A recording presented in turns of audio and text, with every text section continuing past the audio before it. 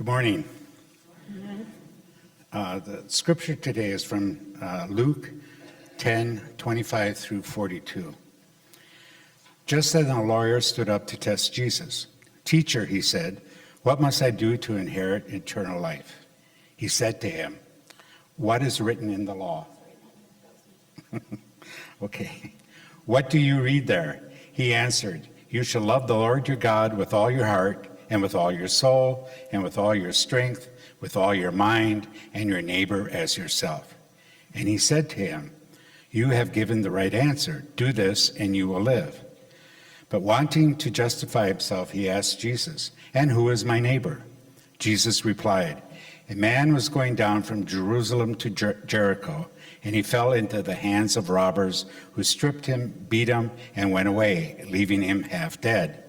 Now by chance a priest was going down the road, and when he saw him, he passed by on the other side. So likewise a Levite, when he came to the place and saw him, passed by on the other side. But a Samaritan, while traveling, came near him, and when he saw him, he was moved with pity. He went to him and bandaged his wounds, having poured oil and wine on them. Then he put him on his own animal, brought him to an inn, and took care of him. The next day he took out 2 denarii, gave them to the innkeeper, and said, 'Take care of him, and when I come back, I will repay you whatever more you spend.' Which of these 3 do you think was a neighbor to the man who fell into the hands of robbers?" He said, "The one who showed him mercy." Jesus said to him, "Go and do likewise."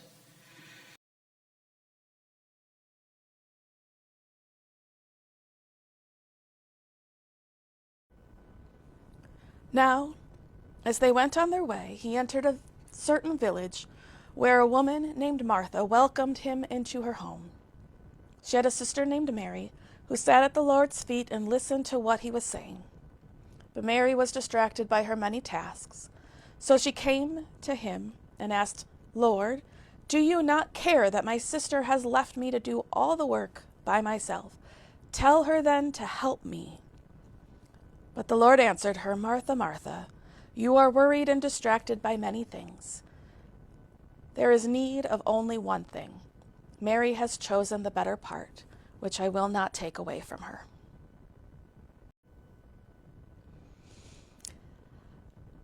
I spent a lot of time this week trying to get these 2 stories to connect to each other. There's this part in the brain, the corpus callosum. It's the part that connects the 2 hemispheres together, and I was looking for that bit because I couldn't get these 2 stories to talk to each other. But we're going to start with the parable. I think sometimes it's hard for us to keep straight all of the different religious communities that we have in the Bible that were part of the ancient world because we've literally never met a Sadducee or a Pharisee or a Levite, and the priests are totally different. So someone explained and suggested that the priests are like the rock stars. They get to do all the cool stuff. They're the performers, as much as any of your clergy are performers. And the Levites are the roadies who make sure everything is put together so that everything can get done. And the Israelite people are holding the tickets to get in. As the priest and the Levite were walking down the road, they moved to the other side. Now, we've been told a lot over decades and centuries that it's because they wanted to remain ritually clean. But people far smarter than me, who are part of the Jewish community, have suggested that it wasn't. That they didn't pass by the man because they wanted to remain ritually clean. There were accommodations for taking care of somebody who was in need, who was bleeding, for handling a body, and there were ways to be purified again. So then we have to wonder, maybe they didn't know what group of people the man lying on the side of the road was because he didn't have any clothes on. So they couldn't distinguish if he was an Israelite and they were required to help him. Now, the road from Jerusalem to Jericho was notorious for being unsafe. There were rocks and crevices for people to hide behind, and it was windy and curvy, so you wouldn't necessarily see a person coming up behind you or the person hiding in front of you. And maybe they were discerning and evaluating the situation. Clearly, this man had been attacked by robbers, which meant robbers and thieves and bandits were nearby who may find that a priest would have something of value that they would want, and stopping would put their own lives in danger. Maybe they didn't have the resources or the medical knowledge to care for an individual. They were people for whom their whole job it was to care for the whole community.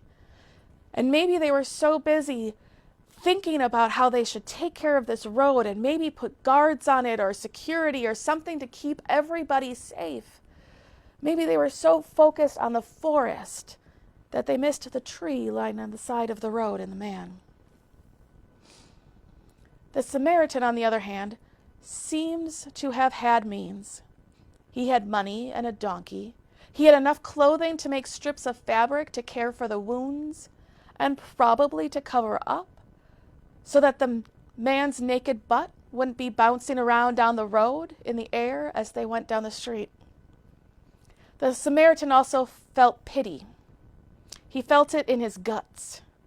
The word for the feeling being moved by pity has to do with the word spleen. He felt it in his spleen. He felt pity, which a lot of people don't want to feel pity. They don't want to be looked at with pity. So maybe we would say compassion or empathy. The Samaritan was moved in his spleen with compassion and empathy. I asked my sister, where does one feel movement when they no longer have a spleen? And she didn't know. But obviously it doesn't just mean spleen, it means guts. It means all of the organs. Spleen is just a really fun word, and nobody really thinks about the organ. I think there's an argument to be made that when one is called to love the Lord with their whole heart, it includes all of the things and the feelings that we have in our whole abdomen. I think we love this story because we want to say everyone is our neighbor and one we should care for. And I wouldn't argue that point, but that isn't the question that Jesus asks at the end of the story. He asks, who was a neighbor to the man in need? And we want this to be easy. I was having a conversation with other clergy who are preaching on this text today, and one of the men said that if he saw someone on the side of the road in need, he would stop and help, unless his family is in the back of the car. And then he wouldn't. And then a Zoom room full of women looked at him on Zoom and said that we never stop. Am I capable of helping somebody change a tire most of the time? Yes. But anyone who's walked through a parking lot structure with keys between every knuckle of their fingers understands why I triage that situation driving down the road like the priest and the Levite. I am aware of a level of safety, whether it's someone stalled on the side of the road asking for help or someone asking for money at night.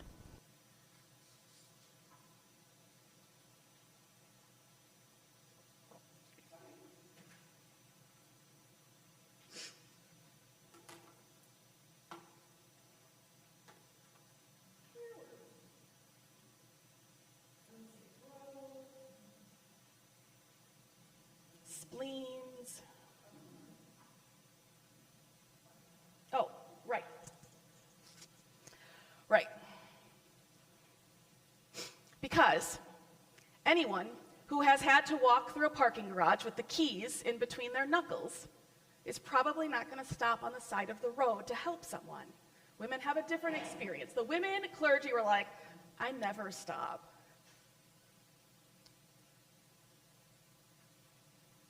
Now, I am capable of changing a tire most of the time. But we triage situations. Like when we're driving down the road or we're walking through a space, much like the priest and the Levite did. I'm always aware of my level of safety, whether someone is stalled on the side of the road or someone is asking for money at night. Maybe the person in need is incredibly far away and needs tangible help. Maybe I don't have the skill set that is needed to care for the person. Maybe you have too much going on. Maybe you just have one more thing to do right here before you can help someone. I don't know what the Samaritan's calendar looked like that day, but he was moved in his gut, in his spleen, in his heart. And he loved God because the Samaritans loved the same God and was moved to action. He loved God with all that he was, and he followed that movement in his gut to love his neighbor. He was a neighbor who loved another. He moved and he acted. Now, he might have been moved with pity. Pity is a hard word. Maybe compassion, maybe empathy. But empathy is hard. Oh, I forgot how many pictures I had. Okay. Empathy is hard. Empathy has been in the news lately. Oh, let's go back to this one. There we go. We'll come back around. Some have suggested that empathy is a sin. It's the sin of empathy. It can lead to confusion, compromise. The sin of empathy can lead to confusion and compromise, difficulty understanding right and wrong. And honestly, to me, that sounds like if you are empathetic, you might end up helping the wrong people. You know the people. Some have suggested that empathy can be weaponized, which actually seems exactly the opposite of what empathy is. I presume that means they think empathy will make someone weak.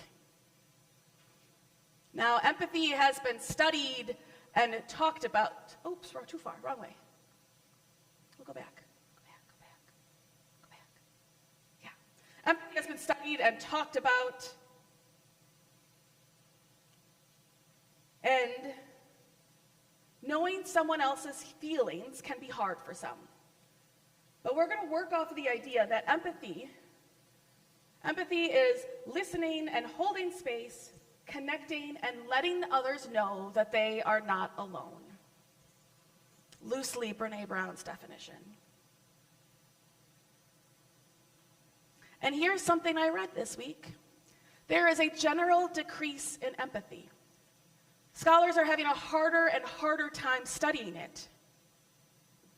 Because empathy requires that you don't first think about yourself, and we live in a society that is teaching every generation to think about themselves, that it's a me. And we live in our lives centered on our phones, centered in ourself, centered in our own world.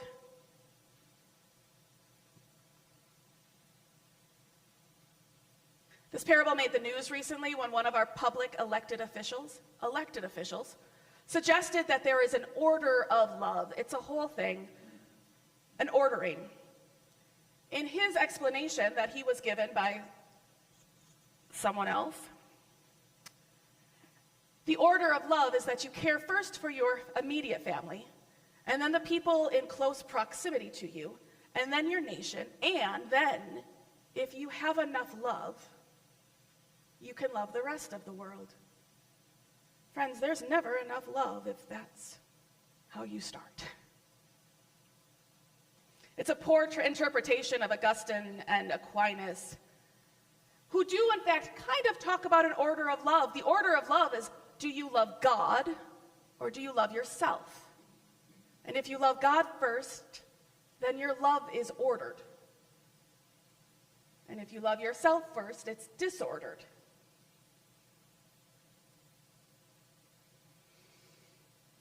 You cannot fully love God if you are prioritizing first loving yourself.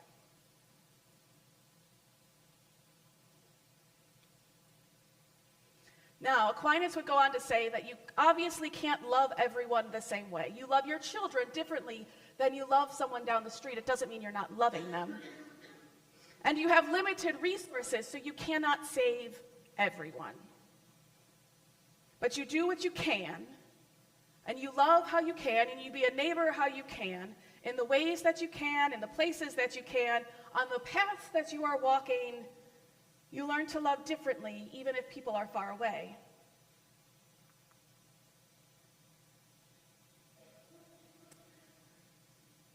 And all of that brings us back to Martha. Because Martha, like the Samaritan, was doing something. She was putting things into action. And the thing that she was putting into action was the exact thing that Jesus condemned Simon the Pharisee for not doing several weeks ago for us. I don't know how long ago it was for Jesus. It was hospitality. Simon was being a poor host, and Martha was making sure that she was being hospitable. She was trying to be a good host. She probably wanted to make sure there was enough food and that everyone had a place to recline and lounge and that they didn't run out of wine. Maybe she would normally enjoy this activity of making food and bringing her family and chosen family together. But maybe she didn't think she was going to have to do it by herself. Maybe she peeked around the corner to see what was happening and saw Mary just sitting there on the floor, listening to Jesus, and thought, that might be nice. I'd like to sit on the floor and listen to Jesus too. And then in my head, I think she's like, oh, I've heard that story before, because she's done this before. Still, I wonder if she had a feeling in her spleen. And I don't think it was pity or compassion or empathy. Jesus said that she worried about many things, but I think she was full of rage. I think she was irritated and frustrated, and Jesus was trying to quell the situation. And Mary did the exact thing you're not supposed to do. This is just a good word of the wise if we include our psychology. She triangulated. She did not go to Mary and say, Mary, we have a problem.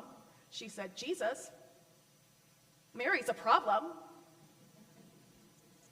Don't do that.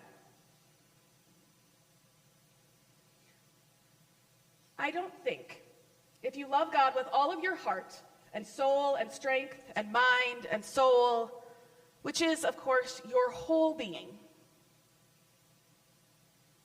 your emotions, your character, your thoughts, your actions, I don't think if you love God with your whole being, you can be unkind to your fellow human being.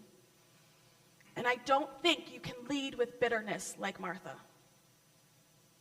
Now, that isn't to say that Martha didn't love God with her whole self. It just might be that sometimes she didn't focus on that one thing that was most important. I think loving God, I think loving anyone is a choice that you make every day, all the time. And that choice to love God first with your whole being helps you make the choice to be a neighbor to everyone else. And sometimes we don't make that choice. Sometimes we fail to love God and we fail to love our neighbors. And I think Jesus was reminding Mary of her motivations, of where her love was focused. That it matters what her focus is and where her motivation is, even if she's doing something good, like being a really good host. And I wondered if this clergy discussion we were having, where everyone was deciding when they would and would not stop on the side of the road for someone, when we triage every situation, if we were just making excuses for ourselves. Because in my gut, I can have compassion, but it doesn't move me in compassion.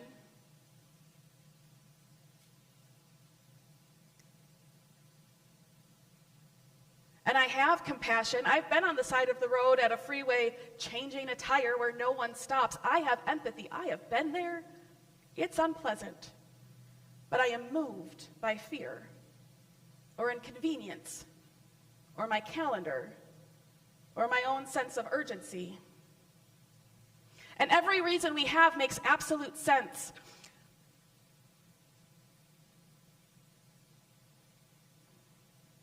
And I think that's going to stay with me a while. And I think that's the point of a good parable. It's not supposed to be easy. A good parable is supposed to ruminate in you and turn it over and look at it and find something new, challenge you in a new way, maybe in a way you don't like at all.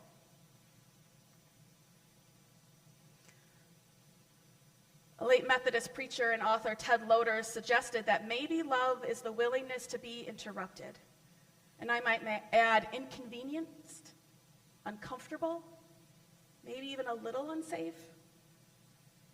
And there are 8 billion people who could be divided into millions of categories, all of whom need someone to be a neighbor to them.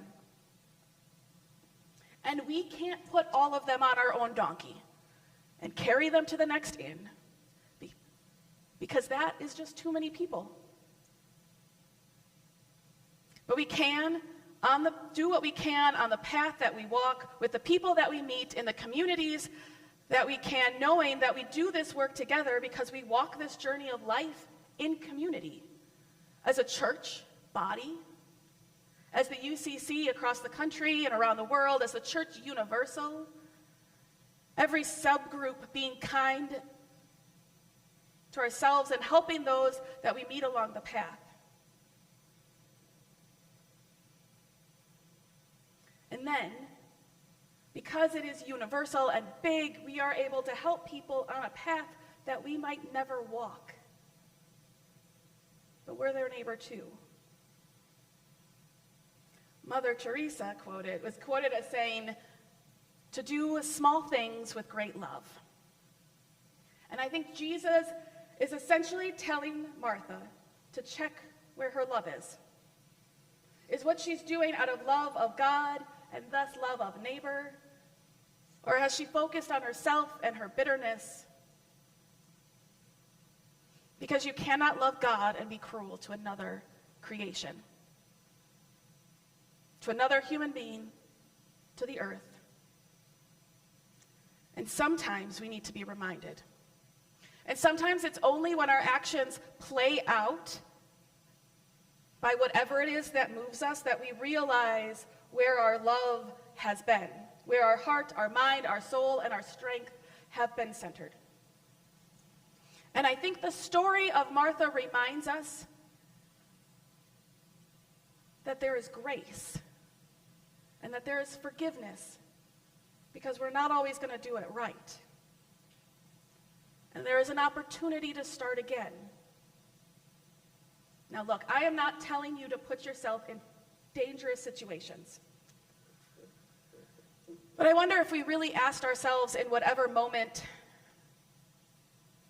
are we doing it because we fear for our safety, or is that a justification for our inconvenience? Recognize where your heart is. Answer the call to love God with all that we are, and give ourselves and each other and our neighbors that we know and don't know grace and forgiveness when we don't. May the teachings of Jesus live in you and challenge you and change you and bring you to more love.